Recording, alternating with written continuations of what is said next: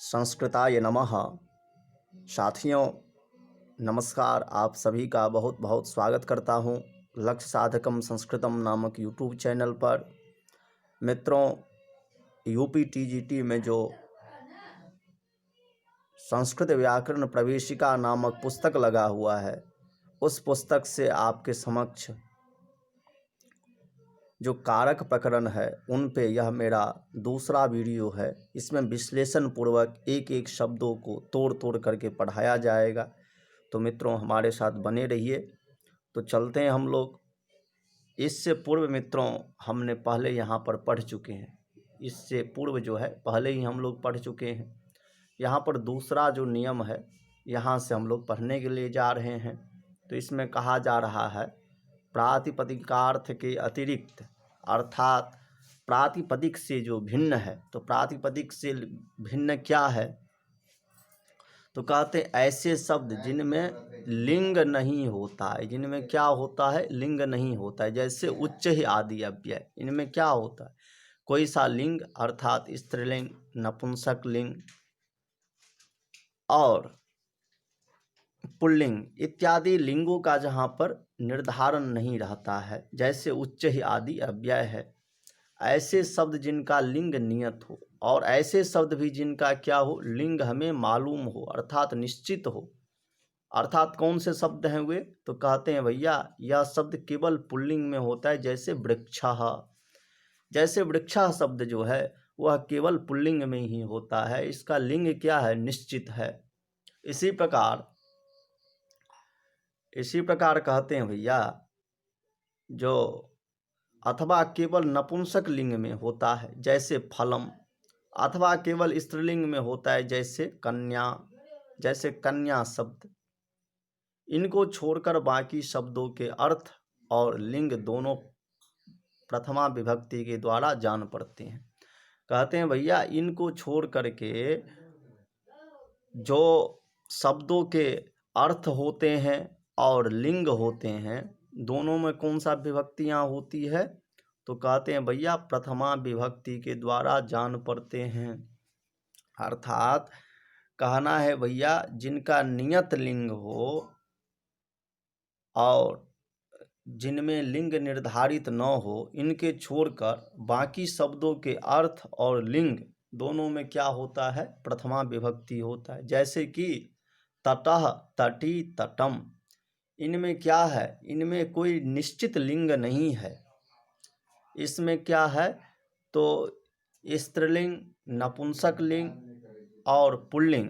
तटः जो है वह पुल्लिंग में बनता है। तटी जो है वह स्त्रीलिंग में बनता है। तटम जो है वह नपुंसक लिंग में बनता है। तो मित्रों, यहाँ पर आप लोग ध्यान दीजिएगा। तो इनका लिंग क्या है? निश्चित नहीं है, किसी एक लिंग में नहीं है। तो यहाँ पर क्या हो गया? लिंग मात्रा द्याधिक्य जो है, लिंग के आधिक्य में यहाँ पर तटः, तटी, तटम यह प्रयोग बन जाता है।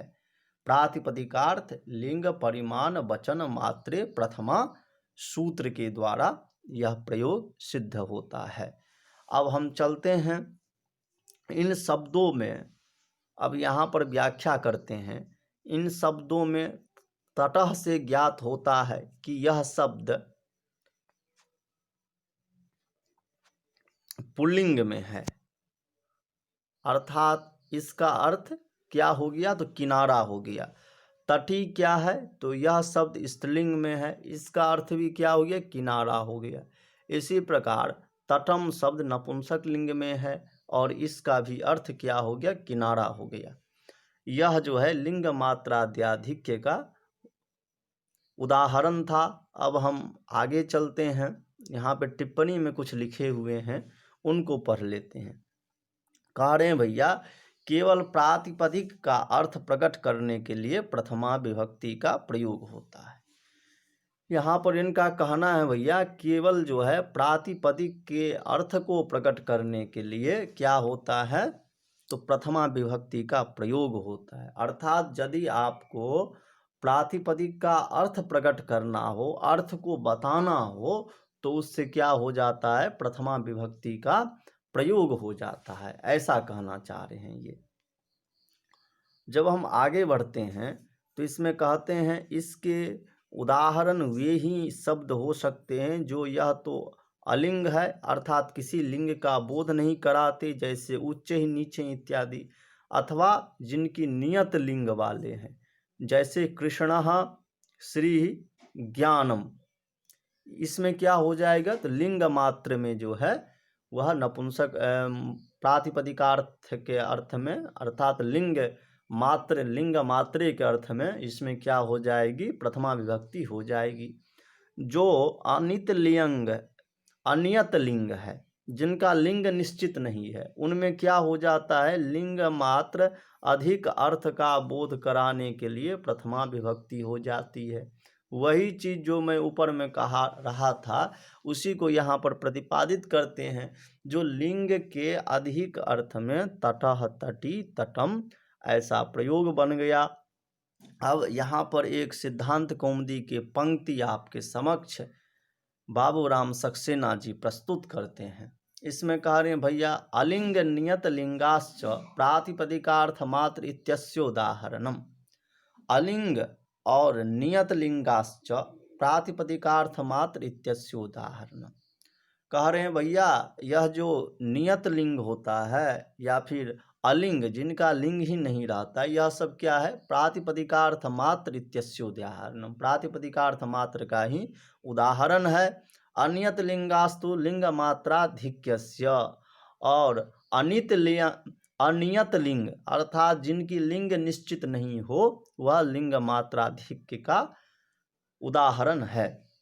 अब आपसे वहाँ पर प्रश्न पूछ लेगा, जो अनियत लिंगास्तु अर्थात अनियत लिंग में जो है कौन से यहाँ पर जो बाबूराम सक्सेना जी के बुक हैं, जो किताब हैं, उनके द्वारा अनियत लिंगास्तु कानि उदाहरणानि संति। तो आपको वहाँ पर जो ऑप्शन में रहेगा तटः तटी तटम, उसमें लिख देना है तटः तटी तटम इति अनियत लिंगास्तु उदाहरणम अस्ति।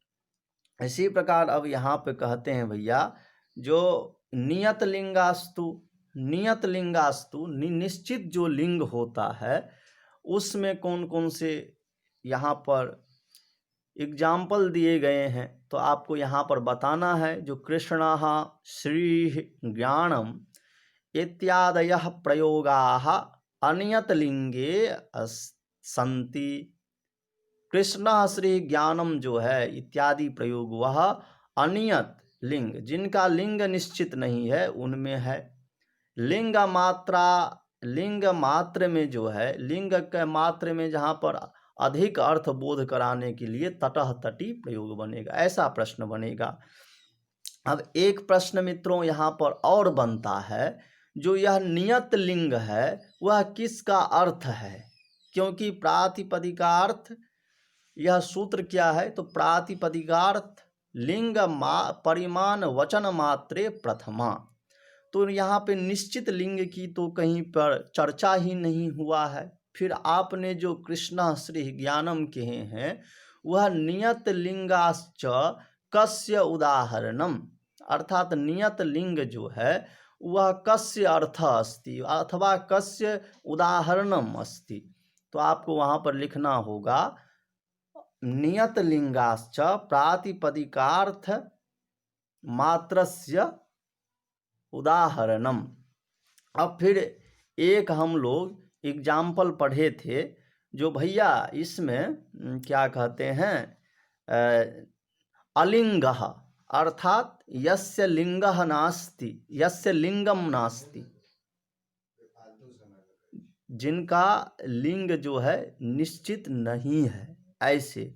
तो वह कौन कौन से, तो उच्च ही शब्द है, नीचे ही शब्द है, अर्थात क्या होते हैं जिनका उच्च ही नीचे ही इत्यादि जो शब्द हैं, जिनमें कि कोई लिंग ही नहीं होता है, यह किनके उदाहरण हैं, तो कहते हैं भैया यह भी जो है उदाहरण किनके हैं, तो यह भी जो है प्रातिपदिकार्थ का ही उदाहरण है। तो यह भी आपको ध्यान रखना है। अनियत लिंग जो है वह लिंग मात्राधिक्य का है, और अलिंग और नियत लिंगाश्च यह प्रातिपदिकार्थ मात्र के उदाहरण हैं। अब हम आगे बढ़ते हैं तो यहाँ पर कह रहे हैं भैया केवल परिमाण। अब क्या था वहाँ पर प्रातिपदिकार्थ, तो प्रातिपदिकार्थ के हम लोग देख चुके हैं दो, एक हो गया अलिंग हो गया, एक नियत लिंग हो गया।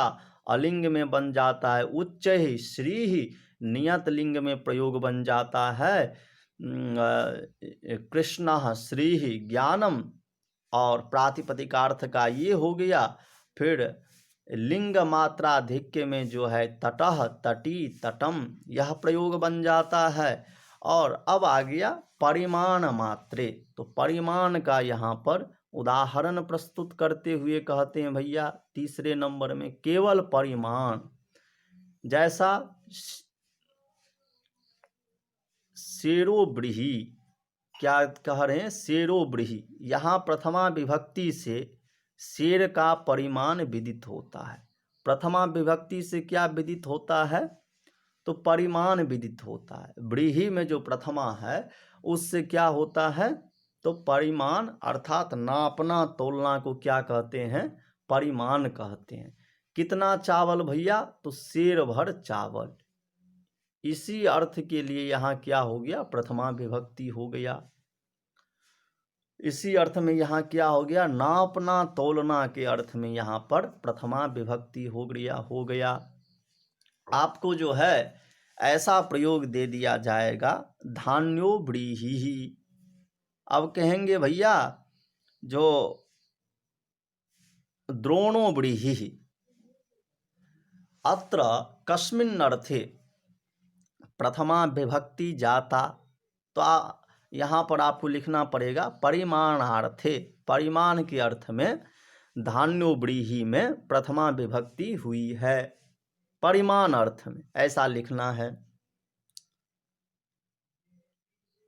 अब हम क्या आ गया, तो हम लोग जो है प्रातिपदिकार्थ पढ़ चुके हैं, लिंग मात्राधिक्य पढ़ चुके हैं, परिमाण पढ़ चुके हैं। अंतिम जो है वह है वचनम। तो यहाँ पर वचनम नाम संख्या, वचन किसको कहते हैं, या ध्यान रखिएगा, आपसे पूछेगा वचनम नाम किम, तो वचनम नाम संख्या, अर्थात वचन किसको कहते हैं, संख्या। इसीलिए देखिए यहाँ पर बाबूराम सक्सेना जी कोट भी किए हैं, वचनम नाम संख्या, वचन जो है संख्या को कहते हैं। जैसे एक दो बहवह, एक दो और बहुत सारे, एक दो बहवह, यह क्या हो गया, वचन हो गया। तो जहाँ पर संख्या का बोध होता है वहाँ पर भी क्या हो जाता है, प्रथमा विभक्ति का प्रयोग करना चाहिए। अब हम लोग संबोधने च, यह सूत्र पे आ चुके हैं। संबोधने च सूत्र क्या है, संबोधने च, यह सूत्र अष्टाध्यायी के दूसरे अध्याय के तृतीय पाद के 47वां सूत्र है, संबोधने च। इस सूत्र के द्वारा ग्रंथकार प्रतिपादन करना चाह रहे हैं संबोधन अर्थ में भी प्रथमा विभक्ति होता है। संबोधन अर्थ में कौन सी विभक्ति होती है, प्रथमा विभक्ति होती है, यह आपको ध्यान रखना चाहिए। वहाँ पर प्रश्न पूछेगा संबोधने अर्थे, अर्थात संबोधन अर्थ में कह प्रत्ययः, कह का विभक्ति, या अर्थात संबोधन अर्थ में जो है कौन सा विभक्ति की प्रयोग किया जाता है। तो आपको लिखना है संबोधने प्रथमा, संबोधने अर्थे प्रथमा विभक्ति भवति, संबोधन अर्थ में प्रथमा विभक्ति होती है। यह आपको लिखना है, कॉपी में नोट कर लीजिए यदि नोट कर रहे हैं तो, मतलब संबोधन अर्थ में जो है प्रथमा विभक्ति होती है, ये कहना चाह रहे हैं। और जैसे कहते हैं हे राम अत्र आगच्छ, तो यहाँ पर क्या हो रहा है, संबोधन हो रहा है, इसीलिए आगच्छ हे राम, यहाँ पर भी क्या हो गया, प्रथमा विभक्ति का प्रयोग किया गया। अब यहाँ पर क्या हो रहा है, अपनी ओर उन्मुख करने को, अर्थात अपने ओर बुलाने के लिए जो है उनको दूर से आवाज लगा रहे हैं, कह रहे हैं भैया हे राम अत्र आगच्छ, तो अपने ओर बुलाने के लिए उनको संबोधन कर रहे हैं। इस अर्थ में प्रयुक्त शब्द से अर्थात जिसे उन्मुख किया जावे उससे संबोधन की क्या हो जाती है, प्रथमा विभक्ति हो जाती है, ऐसा कहते हैं। अब देखिए हम लोग यहाँ पर बाबूराम सक्सेना जी के बुक पढ़ रहे हैं, तो उनके बुक के अनुसार चलेंगे तो कहते हैं भैया प्रथमा विभक्ति का प्रयोग संबोधन करने में भी होता है। प्रथमा विभक्ति का प्रयोग आपने जो है पहले प्रातिपदिकार्थ मात्रे, लिंग मात्रे, परिमाण मात्रे, वचन मात्रे में पढ़ चुके हैं। अब कह रहे हैं भैया संबोधने च, संबोधन के अर्थ में भी प्रथमा विभक्ति होती है, ऐसा कह रहे हैं। जब हम आगे बढ़ते हैं तो कहते हैं जैसे बालकाः हे बालकौ, हे बालकौ, हे कन्याः इत्यादि, हे कन्याओं आदि। इसीलिए संबोधन को अलग विभक्ति नहीं मानते हैं, इसीलिए जो है विभक्तियां 7 ही होती है, विभक्तियां 8 नहीं होती है, क्योंकि संबोधन से अलग इनको नहीं माना जाता है। इसीलिए ये प्रष्टव्य प्रश्न है, जो संबोधने का विभक्ति भवति, तो संबोधने प्रथमा विभक्ति भवति। संबोधन में कौन सी विभक्ति होती है, तो संबोधन में प्रथमा विभक्ति ही होती है। ऊपर संज्ञाओं के रूप देते समय संबोधन के भी रूप कहीं कहीं दिए गए हैं। ऊपर जो है संज्ञाओं के रूप देते समय कहीं कहीं कह रहे हैं संबोधन के भी रूप दिए गए हैं। उससे यह नहीं समझना चाहिए कि संबोधन की भी 8वीं विभक्ति होती है, अर्थात संबोधन की भी क्या होती है, 8वीं विभक्ति। अपने तरफ से जोर नहीं लेना, ऐसा शास्त्रकार मना कर रहे हैं। मतलब 7 ही विभक्तियां हैं तो 7 ही विभक्ति को मानना है, 8वां विभक्ति अपने तरफ से जोर नहीं लेना है। रूप केवल, अब कह रहे हैं भैया रूप केवल आसानी के लिए दिए गए हैं। रूप जो है केवल आसानी के लिए दिए गए हैं, क्योंकि संबोधन करते समय प्रयास के प्रथमा के एक वचन में कुछ अंतर पड़ जाता है। क्योंकि संबोधन करते समय प्रथमा के एक वचन में जो है कुछ अंतर पड़ जाता है। जैसे कि आप लोग राम शब्द के यदि रूप चलाएंगे तो उनका बन जाता है रूप हे राम, अर्थात विसर्ग रहित, हे रामो, हे रामाः, ऐसा संबोधन बनता है। स्त्रीलिंग में लेकिन हे रमे, हे रमे, हे रमाः, ऐसा प्रयोग बन जाता है। तो संबोधन में कुछ अंतर आता है, लेकिन विभक्तियां जो है संबोधन में भी क्या होगा, प्रथमा विभक्ति ही होगी, यह ध्यान रखना है। अब हम आगे बढ़ते हैं तो यहाँ पर कहा जा रहा है संस्कृत व्याकरणों में ऊपर क ख में लिखे हुए 2 ही सूत्र प्रथमा विभक्ति के लिए उपयोग मिलते हैं। कहते हैं भैया संस्कृत व्याकरण में जो है प्रथमा विभक्ति के लिए 2 ही सूत्र मिलते हैं। एक जो है प्रातिपदिकार्थ लिंग परिमाण वचन मात्रे प्रथमा, दूसरा संबोधने च। आपसे प्रश्न पूछे प्रथमा विभक्तेः कति सूत्रे अस्तः, प्रथमा विभक्ति में कितने सूत्र हैं, तो 2 सूत्रे अस्तः, 2 सूत्र हैं प्रथमा विभक्ति में। अब यह प्रश्न उठता है जो भैया कि सारे संस्कृत साहित्य में कर्तृवाच्य के कर्ता बालकः गच्छति, कन्या फलमश्नुते, लुब्धकाः वृक्षमारोहन्ति, और कर्मवाच्य के कर्म हरि सेव्यते, पित्रा पुत्रः ताड्यते, भगिनी पाठ्यते, भोजनम स्वाद्यते में जो प्रथमा विभक्ति मिलती है वह किस नियम अथवा सूत्र से सिद्ध होनी चाहिए। इन सब प्रयोगों में जो बालकः गच्छति, कन्या फलमश्नुते, लुब्धकाः वृक्षमारोहन्ति इत्यादि में जो प्रथमा विभक्ति मिलती है वह कौन से सूत्र से सिद्ध होते हैं, यह पूछ रहे हैं। अब इसका समाधान इस प्रकार है, संस्कृत भाषा में क्रिया अथवा व्यापार का ही वाक्य में प्रधानत्व दिया जाता है। संस्कृत भाषा में क्या है, क्रिया अथवा व्यापार की ही वाक्य में क्या होता है, क्रिया या व्यापार, क्रिया को ही व्यापार कहते हैं, वाक्य में प्रधानत्व दिया जाता है। क्या करना है इसके बारे में सबसे पहले पूर्ण निश्चय हो जाना चाहिए, फिर कर्ता कर्म आदि आवेंगे। ऊपर कारक के 96 का जो व्याख्यान करते समय आए हैं कि क्रिया से संबंध रखने पर ही कारक हो सकता है। अन्य भाषाओं में किसी में कर्म को प्रधानत्व दिया गया है, किसी में कर्ता को।